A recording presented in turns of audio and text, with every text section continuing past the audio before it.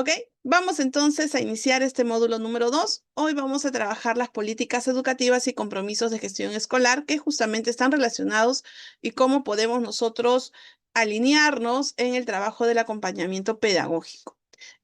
Hoy vamos a trabajar justamente estos temas vinculados con el currículo nacional, que es nuestro documento referente actualmente, y el monitoreo y acompañamiento pedagógico para fortalecer todos los temas de planificación, implementación y también evaluación en la institución educativa. Eh, Vamos un poco a poder recoger nuestras experiencias previas sobre el primer documento que está rigiendo este año escolar 2025. Nosotros tenemos algunos lineamientos, tal como el currículo nacional, que se mantienen vigentes. El currículo nacional es del 2016. Pero también en el transcurso hemos venido recibiendo una normativa sobre cómo se da la nueva organización en las instituciones educativas, que están organizadas por justamente los comités.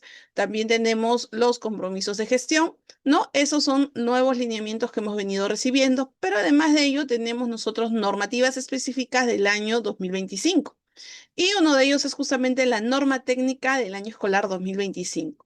¿Qué conocemos sobre esta norma técnica? A ver, aspectos esenciales que ustedes puedan recordar sobre esta norma técnica que rige nuestro año escolar 2025. ¿Qué la caracteriza? ¿Qué la hace diferente a la norma técnica que se establece cada año? ¿Y por qué creen que cada año se tiene que cambiar de norma técnica? A ver, comenten aquí en el chat. Brenda, los materiales, todo esto se va a alcanzar al finalizar de la clase, todas las indicaciones, no te preocupes, ahí vas a poder recoger la información. A ver, coméntenos, ¿qué características, qué aspectos, qué pregunta tenemos sobre la norma técnica de este año escolar 2025? ¿Sabes de pronto algo que nosotros hasta estamos ya en el mes de junio, prácticamente en la mitad del año escolar? ¿Cómo estamos la mitad del año, del año 2025, el año escolar todavía, vamos a llegar en el mes de julio, pero coméntenos hasta ahora, ¿qué es lo que ustedes han podido ir cumpliendo de lo que se dice en esta norma técnica? A ver, nos dice Flor que la norma técnica nos da las precisiones que rigen el año. Y Flor, ¿tú crees que todos los años debemos cambiar de norma técnica? ¿Cada año es diferente, totalmente diferente para estar cambiándola? Aquí está la pregunta, Ricky. ¿Qué aspectos crees que, a ver, aquí dice qué aspectos se priorizan en la norma técnica, pero ustedes que están ya trabajando en este año escolar desde sus diferentes roles? Soy especialista, soy docente, soy director, soy, ¿no? El cargo que ustedes tengan en estos momentos. ¿Qué aspectos, qué características tiene esta norma técnica del 2025?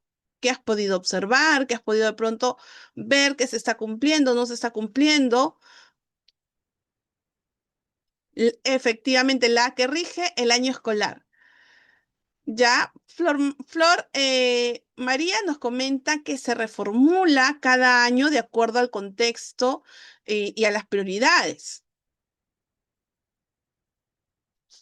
Claro, la norma técnica de inicio del año escolar, efectivamente, Esteban. La norma técnica de inicio del año escolar. En otros países no hay norma técnica de inicio del año escolar, por ejemplo. En Chile no hay, en Colombia tampoco, en México tampoco. ¿Mm? Ya, Alberto nos está diciendo un aspecto importante. Está enfatizando el bienestar socioemocional de los estudiantes, nos comenta, ¿no? Pero solo de los estudiantes, porque yo he visto por ahí que también están enfatizando el bienestar socioemocional en realidad de toda la comunidad educativa, ¿no?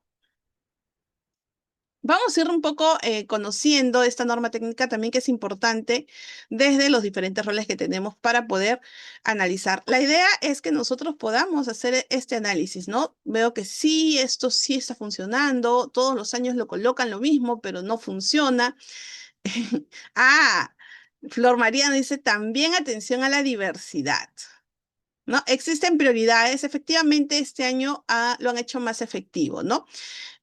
Muy bien, entonces veo que sí estamos al tanto de esta norma técnica del año escolar, como ustedes lo mencionan, Miss, es la norma técnica de inicio del año escolar. Sí, vamos un poquito a ver que este año 2025 tenemos nosotros dos documentos, dos resoluciones ministeriales que han salido, se han dado a conocer. La primera es efectivamente la de la norma técnica que hace referencia al año escolar, cómo va a regir este año escolar 2025, y la otra que ha salido hace poquito, ¿no? El 4 de junio, que tiene que ver con las semanas de gestión, porque recordemos también que una de las novedades de esa norma técnica es que volvemos a las semanas de gestión con vacaciones de estudiantes, y eso lo tuvimos en pandemia, ¿no? Eso es lo que caracteriza esta norma técnica de este año, ¿no?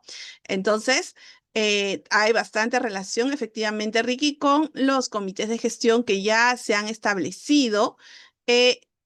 Vamos Hernán nos está diciendo más específico, se están desarrollando actividades en el marco de dos prioridades, efectivamente, ¿no? Entonces, hoy vamos un poquito a ver los aspectos claves de de estos dos documentos que salieron este año y que tienen bastante relación al trabajo netamente de la escuela. Y también un poco de poder ver cómo esta norma técnica, la 556, tal como ustedes mencionaban, esta norma técnica ha sido elaborada por los diferentes representantes de las regiones. De las 26 regiones se reunieron y han ido construyendo el año pasado esta norma técnica. O sea, no ha sido establecida por el Ministerio de Educación, ¿no? Por el ente rector, sino ha sido formulada de manera, digamos, diversificada esta vez por los representantes de las regiones. Lo terminaron de elaborar, recuerdo yo, en el mes de septiembre, octubre, y ya para el mes de noviembre salió la resolución ministerial, ¿no? Entonces, lo que se ha dado justamente esta priorización tiene que ver por los aspectos comunes que encontraron los diferentes representantes de las regiones. Y en base a eso se estableció esta norma técnica. Vamos a ver entonces un poquito lo que nos dice Hernán y luego vamos a ir complementando también ustedes con su participación. Como dijo Hernán, hay dos prioridades para la gestión escolar: bienestar socioemocional, y cuando hablamos de bienestar socioemocional también es importante, tal como es abierto, ver que este bienestar socioemocional, cuando hablamos de espacios afectivos acogedores y de protección para los estudiantes, previniendo situaciones de riesgo psicosocial, ¿no? Es importante que la escuela sea un ambiente seguro. Nosotros queremos que el estudiante alcance los aprendizajes, que tenga una educación de calidad, entonces tenemos que garantizar estos espacios afectivos, acogedores y de protección, ¿no? También el segundo aspecto por ahí mencionó eh, una participante que debemos nosotros también priorizar la educación inclusiva, intercultural y equitativa, ¿no? Y vemos también que en los últimos años, pues tenemos estudiantes que están incorporándose a las escuelas ya no hablamos solo de discapacidad física, intelectual, auditiva, sino también estamos encontrando estudiantes inclusivos que tienen otras habilidades, tenemos aquí estudiantes autistas, estudiantes con TDAH, ¿no? Entonces son estudiantes que están incorporándose o que en el transcurso están siendo diagnosticados y forman parte del grupo de estudiantes que nosotros tenemos que atender. Intercultural, ya no solo hablamos de esta movilización que se da de estudiantes a nivel nacional entre costa, sierra y selva, sino también tenemos estudiantes de otras culturas, de otros países, y lo que queremos justamente es lograr atender a esta diversidad, ¿no? Para justamente el desarrollo de sus aprendizajes, garantizando la igualdad de derechos y oportunidades para el aprendizaje. Y por aquí vamos a ver luego más adelante cómo estamos trabajando estos enfoques, ¿no? Ahora, ¿y cómo vamos a atender entonces esta priorización? Si estamos priorizando estos dos aspectos, ¿cómo los vamos a trabajar? Justamente para poder atender esos dos desafíos que tenemos, vamos a realizar una serie de actividades dentro de la escuela. Una de ellas es justamente a través del trabajo colegiado, ya que un solo docente no puede trabajar de manera aislada, ¿no? Entonces, el trabajo colegiado y colaborativo para la mejora de los aprendizajes y el bienestar socioemocional. Si todos trabajamos en equipo, vamos a encontrar justamente de qué manera podemos atender. Y aquí, por ejemplo, viene una experiencia y eso también me gustaría saber de parte de ustedes, ¿no? A veces nosotros en secundaria, sobre todo, los profesores trabajamos con mi área. Pero cuando trabajamos con estudiantes, nosotros tenemos que articularnos y trabajar de manera colegiada con las demás áreas. Queremos atender el tema de indisciplina. A mí me ha resultado bastante trabajar con los docentes que enseñamos en esa sección. Por ejemplo, he trabajado yo de manera articulada a través de proyectos y atención a los padres con docentes de otras áreas y hemos compartido información de los estudiantes para poder brindar esta atención. Y eso nos ha funcionado en el tema de convivencia, ¿no? Entonces, y así, el trabajo colegiado debemos nosotros fomentarlo y es por eso que tenemos estas semanas de gestión. Justamente ha surgido a través de esta priorización que se ha dado sobre la atención del bienestar socioemocional. Otro aspecto importante también, y aquí como nos dicen efectivamente, Hernán, ¿no? Impulsar el trabajo colegiado y colaborativo, la participación comunitaria, ¿no? Nosotros tampoco podemos trabajar de manera aislada. Necesitamos, ahora por ejemplo, los que estamos en Lima, ¿no? Estos 2 días hemos tenido... El día de ayer, felizmente, ha sido familiar, un sismo de 6,1 grados. El día de hoy también ha sido de 4,2. Entonces, ¿con quién podremos trabajar en en una participación comunitaria? Lo primero, ¿no? Lo que hemos vivido el día de hoy es que la revisión de la infraestructura de nuestras instituciones educativas. Ahí trabajo con el aliado específico, los municipios. Eh, Hemos trabajado también con eh, todo lo que tiene que ver con el sistema de salud. Felizmente tenemos un centro cercano a la escuela, tenemos los aliados como la comisaría, ¿no? Buscar aliados que todos podamos participar en esta formación integral, la seguridad de los chicos. Hoy día han salido 12:40, 12:30 porque hubo un sismo al mediodía, ¿no? Entonces, cómo nos han ayudado a movilizar a los estudiantes.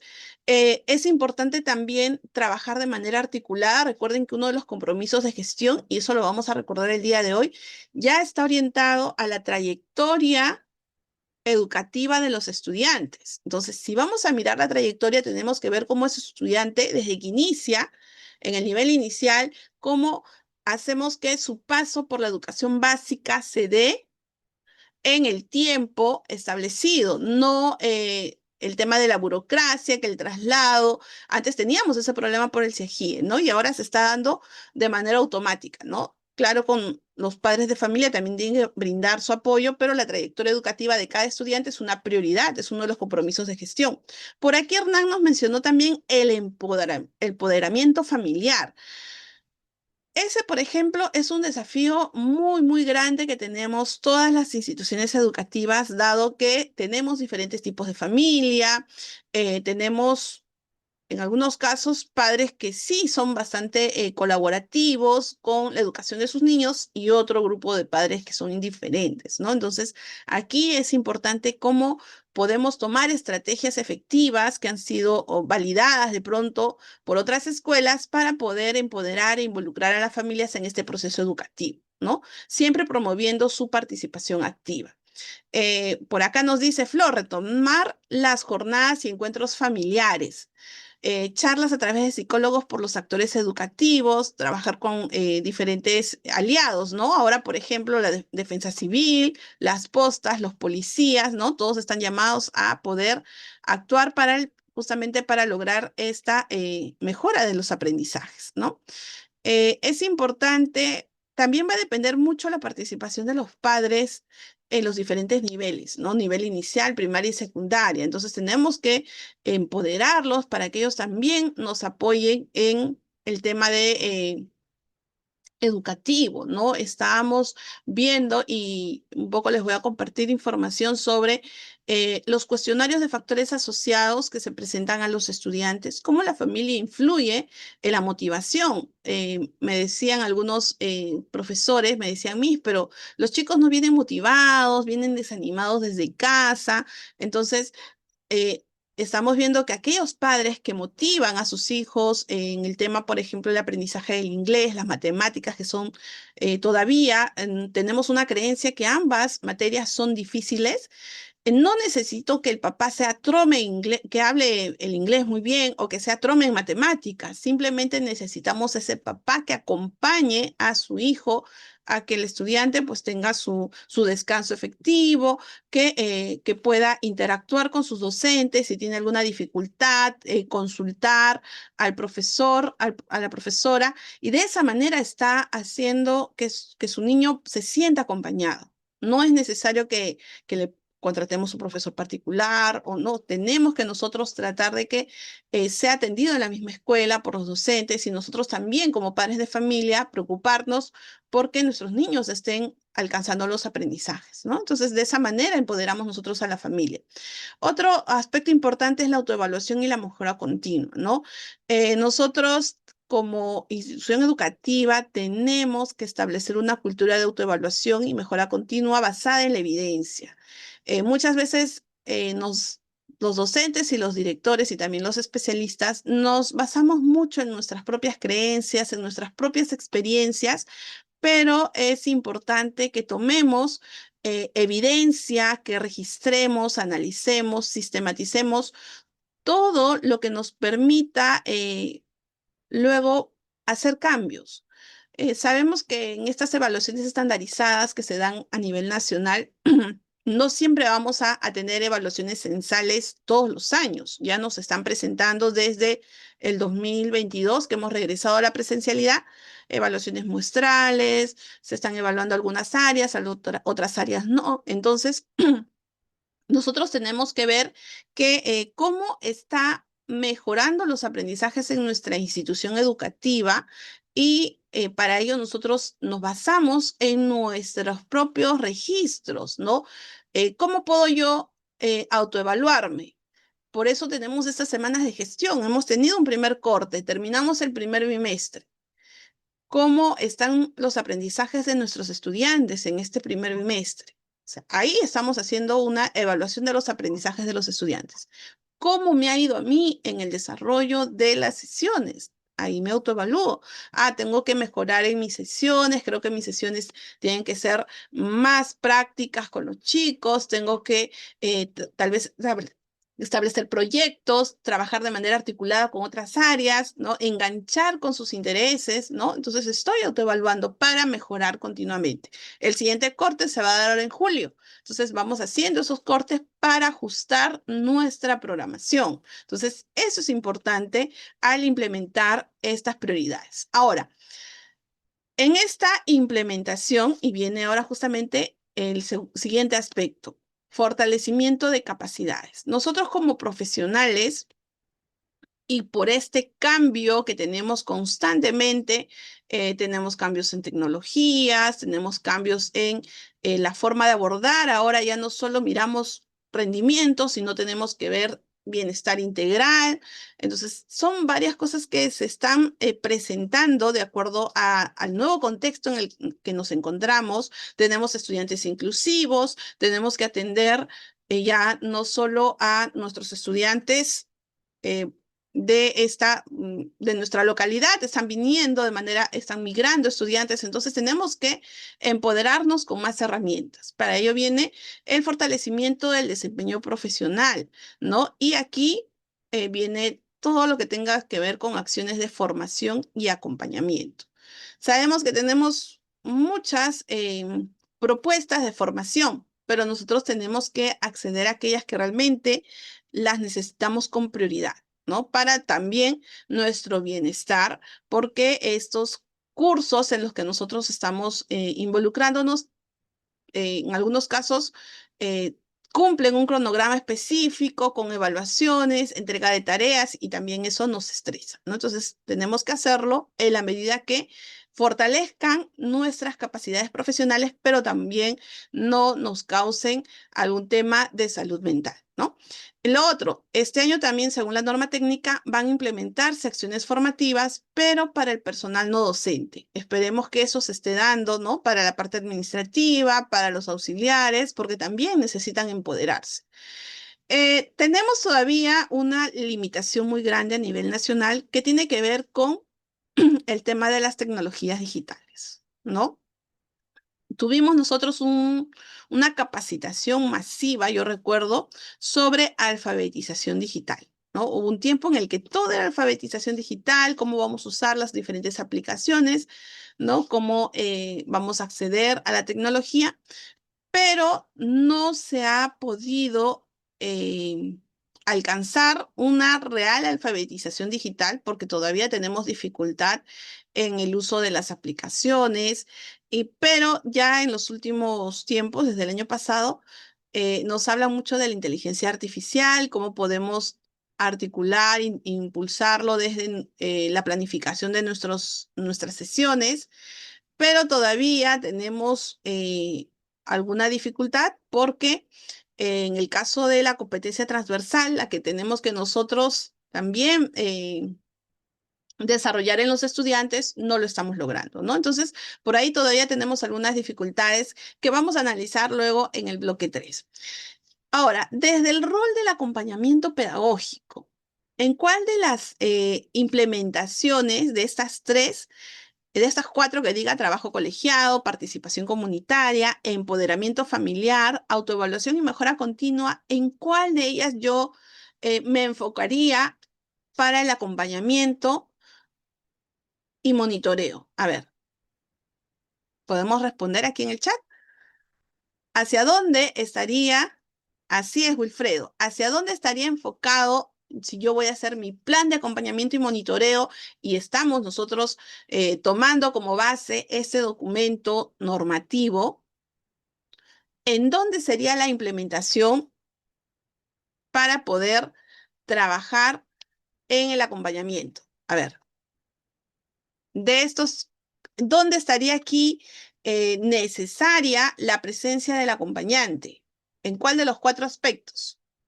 Trabajo colegiado, participación comunitaria, empoderamiento familiar, autoevaluación y mejora continua. A ver, lo más cercano, efectivamente, nos dice Marilú, es el trabajo colegiado. Es lo más cercano. Ricky nos dice en todos. En realidad, si nosotros hacemos un plan, no necesariamente estoy diciendo, uy, pero yo voy a ir a la comisaría y voy a hacer que firmen. No, o sea, vamos nosotros en el trabajo con el director, por ejemplo, propiciar que se dé estas conversaciones con los aliados, ¿no? En el caso de las familias también, nosotros como acompañantes no trabajamos directamente con las familias, pero sí es un factor que va a incidir en los aprendizajes de los estudiantes. De alguna forma, hacer que los profesores puedan empoderarse de herramientas para poder comunicarse mejor con la familia. Por ahí podría darse esa atención. La autoevaluación y mejora continua, en realidad, el trabajo colegiado y autoevaluación y mejora continua son la participación más directa para el acompañamiento. Ambos. Efectivamente, ¿no? Esos dos nos van a ayudar justamente a poder brindar este acompañamiento, porque recuerden que no solo es monitorear al docente, recuerden que el acompañamiento es como el andamiaje que nosotros estamos propiciando en los estudiantes. Un estudiante que tiene una dificultad, entonces, ¿qué es lo que nosotros hacemos? Nosotros le brindamos eh, un apoyo, pero ese apoyo no va a ser hasta quinto de secundaria. Es un apoyo momentáneo para que ese estudiante pueda empoderarse de las herramientas y luego pueda ir de manera autónoma. Lo mismo tenemos que lograr con los docentes. Ellos tienen que trabajar de manera autónoma, pero para ello necesitamos fortalecer sus capacidades, ¿no? Como les digo, también podemos nosotros orientar en los cursos de formación, pero siempre trabajando desde el trabajo colegiado, la autoevaluación y mejora continua. La asistencia personalizada, nos dice Flor María, efectivamente, ¿no? ¿Qué queremos lograr con la autoevaluación? Justamente que ellos identifiquen sus necesidades y de esa manera puedan mejorar en su práctica y sobre todo, ¿no? Ir dejando esas creencias respecto a la enseñanza y el aprendizaje también que todavía tenemos debilidades, ¿no? Entonces, de esa manera estamos nosotros relacionando estos aspectos de la norma técnica.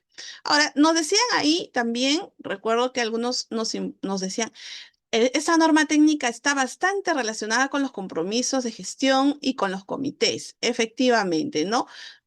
Aquí ya se está la implementación de los comités y los compromisos de gestión, creo que ya se está consolidando con esta norma técnica, porque permite que el trabajo esté organizado en base a las dimensiones y los compromisos de gestión. También nos muestra los indicadores de los compromisos de gestión escolar y las prácticas de gestión que tienen que alcanzarse, ¿no? Aquellas que están condicionadas justamente por los 3 comités. Eso es lo que vamos a ver luego, no se preocupen. Eh, Todos están trabajando a través de los comités de gestión escolar. También se ha dado este año las funciones del CONEI, ¿no? Que no estaban tan claras. Ahora ya tenemos también cómo el CONEI participa para garantizar la participación, para garantizar la representación de la comunidad educativa, ¿no? Entonces, de esa manera, de alguna forma, monitorea el trabajo del equipo directivo. Y como también nos presenta estos 2 aspectos esenciales. Nos habla de semanas lectivas y semanas de gestión. Entonces, es lo que vamos a mostrar nosotros un poco recordando esta norma técnica, ¿no? Entonces, tenemos 3 momentos del año escolar. Estos 3 momentos también son importantes porque vamos a nosotros a trabajar en función a estos 3 momentos. Eh, el primer momento es cómo vamos a iniciar el año escolar. Ya hemos pasado ese primer momento, las condiciones de este año y la continuidad o la generación de nuevos aprendizajes en los estudiantes.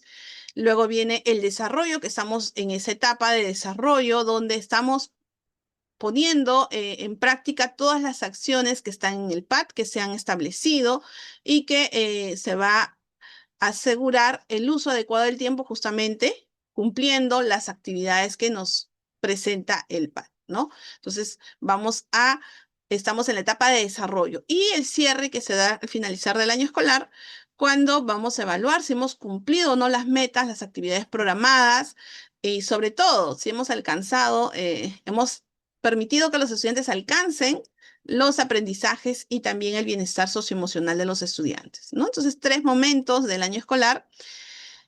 Y vamos un poco aquí a profundizar la última norma técnica, en este caso la resolución ministerial a 239, que ha salido ahorita en junio, que hace énfasis a estas semanas de gestión, ¿no? Aquí, por ejemplo, em, ha surgido digamos, un debate y que vamos a ir también generando ese debate en este espacio, ¿no? La tenemos todos claros respecto a las semanas lectivas, ¿no? Las semanas lectivas son aquellas semanas donde el protagonista es el estudiante, donde se van a dar todas las acciones para que desarrollen las competencias del currículo nacional, ¿no? A través de la mediación de los docentes, proponemos en nuestra planificación el desarrollo de actividades para que los estudiantes puedan alcanzar lo que nos pide el estándar, ¿no? El estándar del ciclo.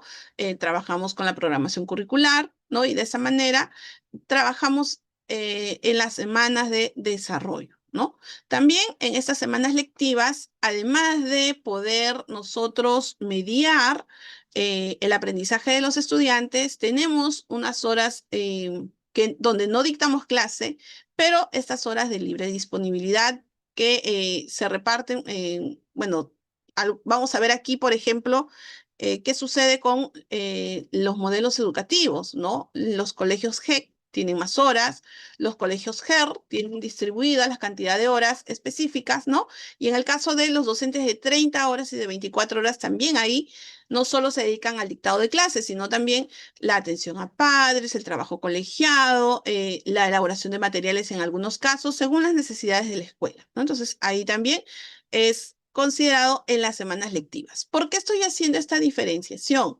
Porque en las semanas de gestión todo el personal se dedica a otras actividades, ¿no? Ya no el trabajo con los estudiantes. Las semanas de gestión es el trabajo que puede darse de dos formas, ¿no? El trabajo colegiado o trabajo individual. Hemos tenido nosotros recién una semana de gestión donde hemos trabajado en las dos formas, ¿no? De manera individual, porque hemos procesado las notas, las calificaciones de los estudiantes, nuestros informes también, y momentos de trabajo colegiado para ajustar los instrumentos de gestión, ¿no? Entonces, de esa manera hemos trabajado la planificación, el seguimiento del aprendizaje de los estudiantes, la evaluación y también hemos ajustado los instrumentos de gestión. Incluso en esta nueva resolución ministerial tenemos aquí cuáles son las actividades que se deben desarrollar en las semanas de gestión. Y nos dice, trabajo colegiado del personal de la institución educativa, refuerzo de vínculos con la comunidad educativa, ¿no? Ese trabajo entre todo el equipo de la institución educativa. También vínculos con la comunidad, con la comunidad local, los aliados, con las familias. El trabajo con las familias también se tendría que dar en estas semanas de gestión, con los líderes, los diferentes aliados que invitamos para de pronto algunas charlas que necesitamos fortalecer en todo el personal de la IE, ¿no? Y aquí viene el debate, ¿no? Estas semanas de gestión van a ser presenciales, virtuales o mixtas, ¿no? Y eso ya está en esta resolución ministerial. Está establecida aquí. Ahora, ¿en qué momentos deberían darse el trabajo virtual? Así, sinceramente, ¿no? Evaluándonos, nosotros como docentes, directores, especialistas. ¿El trabajo virtual es efectivo en las semanas de gestión? ¿Les ha funcionado o no les ha funcionado? Flor nos comenta que no, no ha sido efectivo.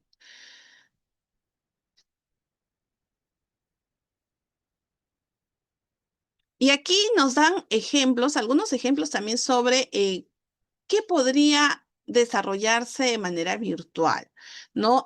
Nosotros tenemos la experiencia desde la pandemia del trabajo remoto también, ¿no? Y, por ejemplo, a veces el tema de la conectividad nos juega una gran dificultad. Otro es que no tenemos los espacios para poder trabajar de manera virtual, hablamos desde casa de pronto, para dedicarnos a una sola actividad, porque en casa estamos, somos multitasking, ¿no? Muchas tareas a la vez, se nos juntan las tareas y no estamos al 100% en la elaboración de productos, ¿no? Porque justamente estas semanas de gestión solicitan la elaboración de productos para evidenciar cómo estamos trabajando, ¿no? Entonces, va a depender mucho, Brenda, justamente les decía, en las semanas de gestión, en este documento, no se preocupen que yo les voy a compartir el enlace, en este documento nos hablan de que las semanas de gestión pueden ser de tres formas: presencial, puede ser virtual o pueden ser mixtas. Por ejemplo, en mi institución educativa fue mixta. Tuvimos 3 días presenciales y 2 días virtuales, pero yo recomendaría que el trabajo virtual sea individual, porque en el caso del virtual todo se trabajó con la subida de notas al CIEGIE y la sistematización. Entonces, cada uno tenía que elaborar su propio informe. Entonces, por ahí ya no dependíamos de un trabajo sincrónico, sino era más asincrónico y cada uno presentaba sus productos, ¿no? Ya en la parte presencial era el poder socializar con toda la comunidad educativa de manera presencial. Ahora, yo les decía un poco que la parte presencial a veces no funciona tampoco porque no todos los docentes se involucran, ¿no? Va a depender mucho también de la cantidad de docentes, ¿no? Mi escuela tiene más de 100 docentes, entonces no todos entran al trabajo presencial, ¿no? Por más que firmen el acta, no los veo involucrados, entonces va a depender mucho de eso. Por eso se ha establecido en esta norma que sea mixto, pero con las condiciones que se tienen que cumplir, la elaboración de los productos, ¿no? Y esos productos van a ser monitoreados ¿por quién? Por la UGEL. Entonces, de esa manera vamos a trabajar. Ahora, nos dice aquí, sí, justamente vamos a ver todo lo que tenga que ver con gestión escolar y sus dimensiones, Hernán. Vamos a poder ver esa parte. Sí, no te preocupes, vamos a ver eso. La educación virtual se debe brindar en situaciones de ocurrencia de fenómenos naturales. Hernán, justamente lo que ha ocurrido, te he comentado un poco en Lima, ¿no? Eh, Muchos padres de familia preguntaban si hoy iba a haber clases, ¿no? Y al menos en mi UGEL, la zona donde se ubican mis colegios, no ha habido mucha incidencia en el tema de infraestructura. Pero yo me imagino los colegios que son antiguos, como el Colegio Guadalupe, los colegios que están en el centro histórico de Lima. Entonces, por ahí, por el tema de seguridad, yo creo que ahí ha debido de darse primero garantizar las condiciones, cómo se encuentra la infraestructura, porque el día de ayer ha habido muchas caídas de vidrio, caídas de columnas, caídas de paredes, entonces que un niño llegue a su escuela y le encuentra el techo caído, entonces va a generar bastante temor, ¿no? Y hoy día hemos tenido una réplica a las 12:40, cuando todavía están los chicos en turno mañana y los chicos que están desplazándose para el turno tarde. Entonces, esto, como ustedes mencionan, ocurrencia de fenómenos naturales, no estamos nosotros libres de que pueda suceder en cualquier momento. Incluso, ¿no? Hoy estaba viendo que una cosa es hacer un simulacro y otra cosa es desplazarte en un sismo, ¿no? Entonces, no se han dado las condiciones de ese desplazamiento. O sea, hemos evaluado que efectivamente no ha habido, incluso, ¿no? La entrega de los chicos a la salida ha sido todo un caos, ¿no? Entonces, eso también nos enseña a qué tan preparados estamos frente a sismos, ¿no? Y evaluar esas condiciones. Hemos visto que el trabajo remoto con los estudiantes no nos está funcionando, no nos ha funcionado el año pasado con las PEC, cuando hubo esa suspensión de una semana, y tampoco este año cuando ha habido esas huelgas de transporte, ¿no? Porque ha sido casi inmediato, ¿no? No hemos tenido el tiempo para planificar, o sea, no teníamos un plan para poder, vamos a trabajar este tema, a atender a los estudiantes de manera efectiva. O sea, el trabajo remoto con estudiantes no se puede, definitivamente, ¿no? Ahora, por eso les decía, el caso de las semanas de gestión es netamente con el personal de la institución educativa. Sabemos que en algunos casos sí es bastante riguroso, pero en otros casos no. Entonces, por eso se prevé que sea mixto. Yo considero que debería ser mixto, ¿no? ¿De qué depende la forma? Justamente, Brenda, depende aquí de quién. El director no va a dar la última palabra, para eso tenemos el CONEI. Depende de la organización de la institución educativa, ¿no? El CONEI, los coordinadores de los comités también. Primero, ya sabemos de qué se va a tratar cada semana de gestión y ahora yo también se los voy a presentar. Entonces, en función a las actividades, se propone, ¿no? Cómo vamos a establecer, qué día vamos a hacer, qué producto y en función a eso se establece y con un acta cómo se va a dar este trabajo mixto, ¿no? Como les decía, no considero que toda la semana sea virtual tampoco, ¿no? Y tampoco toda presencial, pero hay elementos, hay situaciones que nosotros vamos a tener que trabajarlo eh, presencial y algunos casos virtual, ¿no? Aquí están las semanas de gestión. Hemos visto de inicio las que se han dado en marzo, las intermedias entre clases. Hemos tenido la de mayo, tenemos la de julio y nos faltaría julio y octubre, ¿no? Nos quedan todavía dos intermedias y las de cierre posteriores a las clases, las que son de diciembre, ¿no? Estas ya están establecidas en ese documento, ¿no? Entonces, eh, una ventaja es que ya sabemos que esto se va a dar todos los años, ¿no? Ya tenemos esa nueva disposición para las semanas de gestión. Ahora, un poco, nosotros sí sabemos qué es lo que se hace en marzo, que es netamente la planificación, y en diciembre, que es el cierre del año escolar, ¿no? Termina con la clausura, en el caso de marzo, con el inicio del año escolar. En estas semanas de mayo, julio y octubre, ¿qué actividades son las que se tienen que establecerse? Está en esta norma técnica, pero vamos un poquito a ver, la que acabamos de pasar de mayo y un poco para evaluar, ¿no? Hemos desarrollado estas actividades, aquellas enfocadas a la organización de la comunidad educativa, cómo hemos trabajado con los comités de gestión, enfocadas a los instrumentos de gestión hemos reajustado el PI, el PCI, el reglamento interno, el PAT. Yo hasta ahorita no he visto, por ejemplo, el PI de mi colegio, ¿no? Entonces, aquí un poquito la evaluación también. La tercera actividad grande es actividades enfocadas en el seguimiento, el desarrollo integral de los estudiantes. Ahí sí ha habido un trabajo porque lo hemos hecho de manera individual, lo hemos hecho por áreas, lo hemos hecho por grados, ¿no? Entonces, esto, y sobre todo porque termina en la entrega de boletas de notas a los padres de familia, ¿no? Entonces, esta actividad sí se evidenció. Actividades enfocadas en el trabajo con familias, ¿no? Aquí el seguimiento de cómo estamos trabajando con los padres de familia.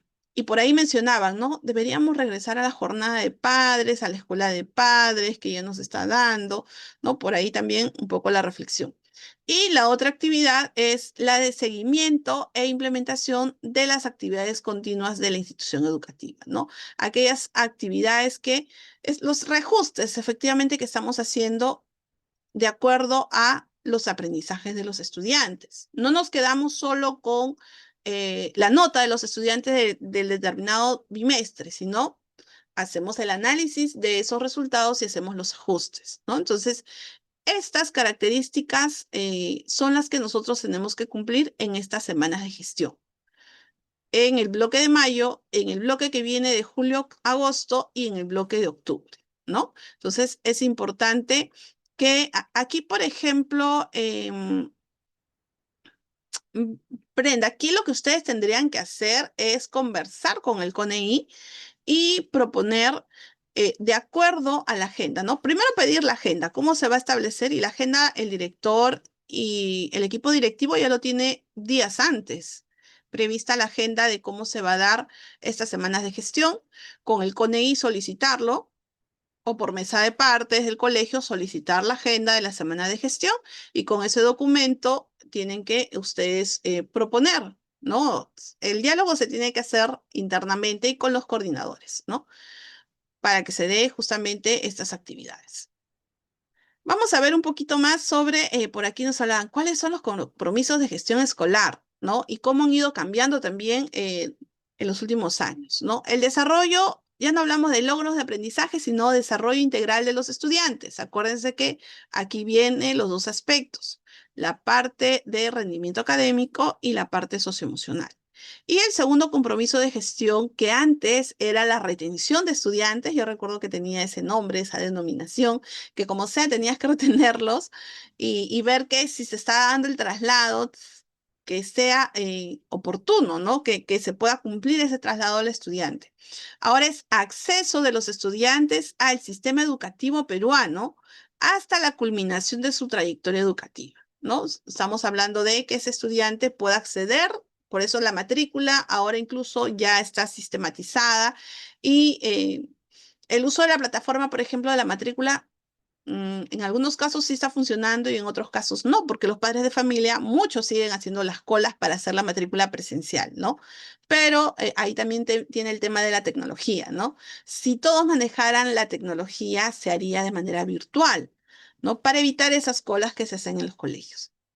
El acceso, entonces, y trayectorias a la culminación educativa en el sistema educativo peruano. Para que se cumplan estos compromisos de gestión 1 y 2, que son los compromisos de resultados, ahí intervienen los compromisos de gestión de condiciones y estas están direccionadas a los comités, ¿no? Condiciones operativas. Aquí viene el primer comité que se encarga justamente de la matrícula, de las cafeterías, librería, ¿no? Todo lo que tenga que ver con licitaciones en la escuela, el que la infraestructura esté de manera adecuada, ¿no? Aquí ellos se encargan de justamente ver el tema de los simulacros, ¿no? Todo lo que tenga que ver con la parte administrativa de la escuela. Luego viene el compromiso 4, que es la parte pedagógica, la gestión de la práctica pedagógica orientada al logro de los aprendizajes. Y en este comité no solo estamos hablando de cómo se desarrolla el PCI, ¿no? Los diferentes áreas curriculares, sino también cómo se está dando la implementación del monitoreo, ¿no? Cómo se da la implementación del monitoreo y acompañamiento de parte del equipo directivo. En este segundo equipo también viene todo lo que es concursos educativos.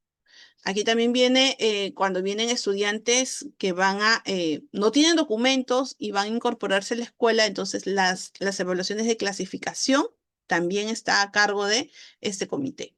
Y finalmente el comité que se encarga del compromiso de gestión 5, que es la relacionada al bienestar, ¿no? Aquí, ¿quiénes le integran? Si tenemos coordinador de tutoría, coordinador de convivencia, ¿no? Todo lo que tenga que promover el desarrollo integral de los estudiantes. Tenemos psicólogo, trabaja ahí. Tenemos asistente social, trabaja en este comité. Ahora, todos los comités se van a encargar de los reajustes de los documentos de gestión. Yo recuerdo que en un inicio dijeron, no, cada uno, por ejemplo, yo recuerdo que en un primer año dijeron, el de condiciones operativas se va a encargar del PI, el comité pedagógico del PCI y el comité de gestión se va a encargar del reglamento interno. No, primera función la tienen los tres comités. Entonces, de manera articulada se tiene que trabajar con los tres comités el ajuste de los documentos de gestión. ¿Ya? Entonces, ahí, por ejemplo, tenemos que observar bien cuáles son las funciones de los comités, ¿no? Y con ello nosotros vamos a poder establecer las condiciones para que se dé los resultados, es decir, alcanzar el desarrollo integral de los estudiantes y también el acceso hasta la culminación de su trayectoria escolar. Entonces, esos son los compromisos de gestión que ya trabajamos nosotros en las instituciones educativas. Y un poco por aquí nos hablaba Hernán, pero la dimensión pedagógica, administrativa, comunitaria, estratégica, justamente aquí viene la organización de las instituciones educativas, ¿no? La dimensión estratégica está aquí, quiénes son los líderes de la escuela, el director, ¿no? Ahí tenemos el CONEI también que trabaja desde la dimensión estratégica. La administrativa, el Comité de Gestión de Condiciones Operativas, la pedagógica, el de gestión pedagógica y la comunitaria, el comité de gestión del bienestar, ¿no? Entonces, de esta manera, estos comités van a justamente permitir que se puedan dar las acciones para los compromisos de gestión, ¿no? Vamos a ver un poquito algunas características de este modelo. Ya está los tres comités con las dimensiones. Y aquí vamos a ver la dimensión estratégica es cómo se va a dar esta orientación para poder formular los objetivos y metas de la escuela.